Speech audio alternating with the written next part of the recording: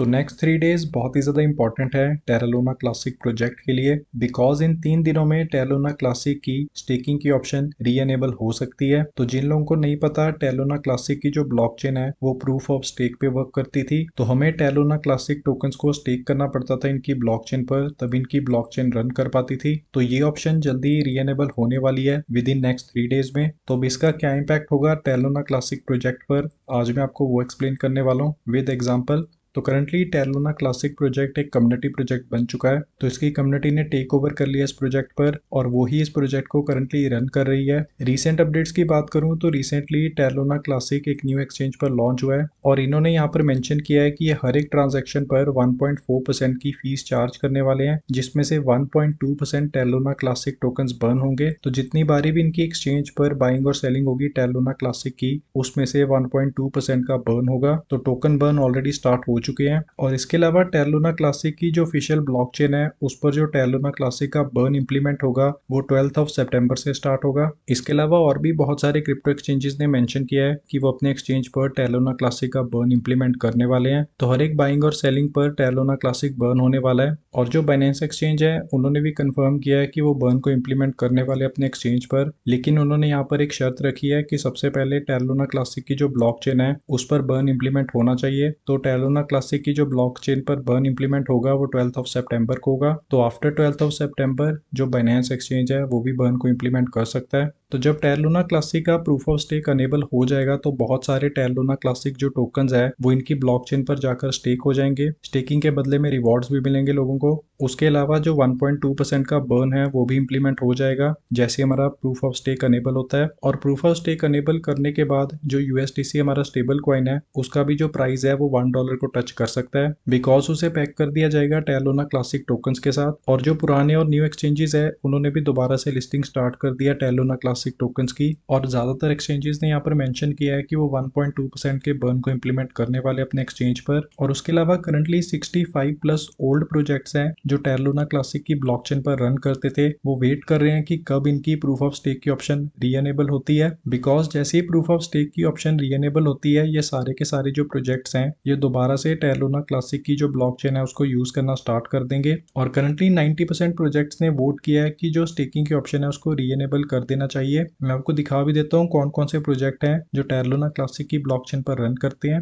तो यहाँ स्क्रीन पर आप देख सकते हो ये सारे के सारे प्रोजेक्ट्स हैं जो टेरा लूना क्लासिक की ब्लॉकचेन पर रन करते हैं। तो जैसे ही प्रूफ ऑफ स्टेक की ऑप्शन दोबारा से री एनेबल होगी ये सारे के सारे जो प्रोजेक्ट्स हैं ये दोबारा से टेरा लूना क्लासिक की ब्लॉकचेन को यूज करना स्टार्ट कर देंगे। तो जितनी बारी भी ये सारे के सारे प्रोजेक्ट्स टेरा लूना क्लासिक की ब्लॉकचेन को यूज करने वाले हैं उतनी बारी ही जो टेरा लूना क्लासिक टोकन्स है वो भी बर्न होने वाले हैं। मैं आपको कैलकुलेशन करके भी दिखा देता हूँ कि कितने बर्न्स हम एक्सपेक्ट कर सकते हैं टेरा लूना क्लासिक की ब्लॉकचेन के through.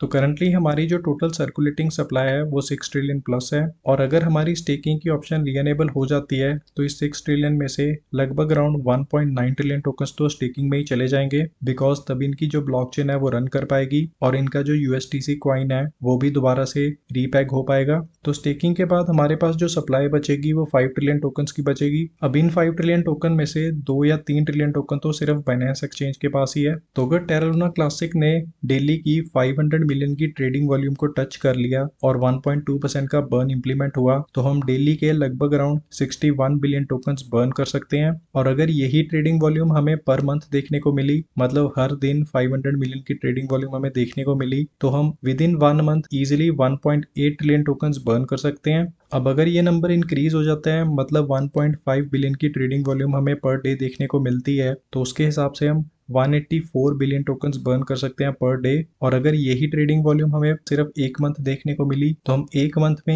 Easily 5 trillion tokens burn कर सकते हैं। तो 99% टेरा लूना क्लासिक की जो सप्लाई है वो बर्न हो सकती है अगर 30 डेज हमें 1.5 बिलियन की ट्रेडिंग वॉल्यूम देखने को मिली। अब आई नो 1.5 बिलियन की ट्रेडिंग वॉल्यूम 30 डेज तक देखना बहुत ही ज्यादा मुश्किल है, लेकिन अगर 1.5 बिलियन डॉलर्स की ट्रेडिंग वॉल्यूम हमें सिर्फ एक वीक भी देखने को मिली तब भी हम इजिली 1 या 2 ट्रिलियन टोकन्स बर्न कर सकते हैं। और अगर हम टेरा लूना क्लासिक का पुराना चार्ट देखें तो यहाँ पर आप देख सकते हो जैसे ही टेरा लूना क्लासिक का प्राइस डंप हुआ था तब हमें जो ट्रेडिंग वॉल्यूम देखने को मिली थी मतलब 24 आवर्स में वो $10 बिलियन की देखने को मिली थी। उसके बाद ये जो ट्रेडिंग वॉल्यूम थी वो और कम होगी, 1.90 बिलियन को टच कर गई। लेकिन 3 या 4 दिनों तक ये जो ट्रेडिंग वॉल्यूम थी ये 10 बिलियन से लेकर 1 बिलियन के बीच में थी। तो ऑलमोस्ट एक वीक तक तो हम एक्सपेक्ट कर सकते हैं कि 1 से 2 बिलियन की हमें ट्रेडिंग वॉल्यूम देखने को मिल सकती है। बर्निंग के अलावा जो स्टेकिंग की ऑप्शन है उसके थ्रू भी जो बहुत सारे टोकन्स है यहाँ से सर्कुलेटिंग सप्लाई से आउट हो जाएंगे, बिकॉज स्टेकिंग का जो टाइम पीरियड होता है वो 6 मंथ से 1 ईयर होता है। तो एटलीस्ट 1 ईयर या 6 मंथ तक तो इसमें से काफी सारी जो सप्लाई है वो स्टेकिंग में ही चली जाएगी। तो इससे हमें प्राइस में एक पंप देखने को जरूर मिल सकता है।